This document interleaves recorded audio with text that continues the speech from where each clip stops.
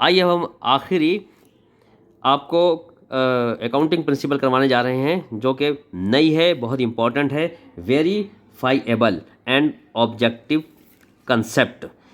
इसको हिंदी में बोलेंगे सत्यापन योग्य एवं वस्तुनिष्ठ सिद्धांत।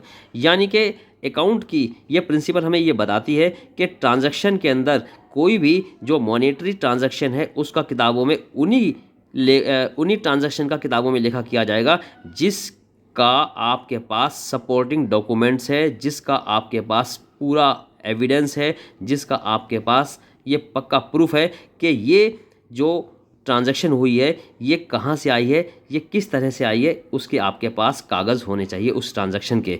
उस कागज़ का मतलब ये है उसके रिलेटेड में आपके पास बिल होना चाहिए, रिसिप्ट होना चाहिए, वाउचर होना चाहिए, कैश मेमो होना चाहिए। अगर आपके पास ये एविडेंस है तभी आप उसकी एंट्री करोगे, चाहे वो कितनी एंट्री इंपॉर्टेंट हो, कितनी ही मॉनेटरी किस्म की हो, आप उसकी एंट्री नहीं करेंगे जब तक कि आपके पास उसका पूरा सबूत नहीं है।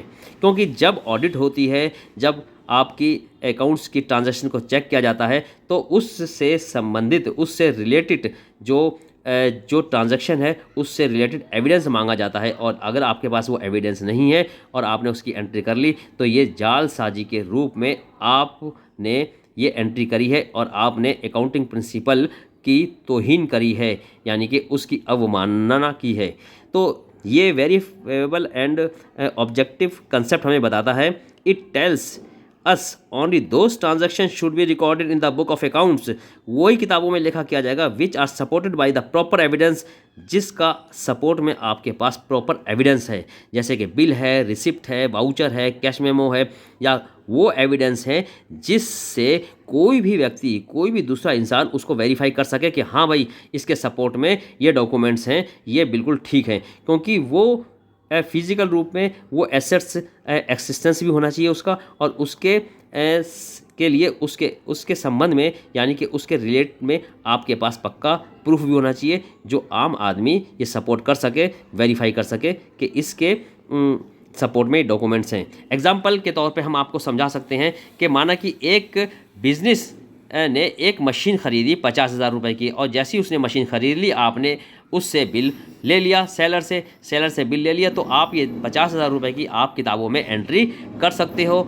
नंबर एक इसलिए कर सकते हो क्योंकि मॉनेटरी ट्रांजैक्शन है। दूसरे तौर पर इस प्रिंसिपल के तौर पे आप इसलिए एंट्री कर सकते हो क्योंकि इसका आपके पास पक्का एविडेंस है, प्रूफ है।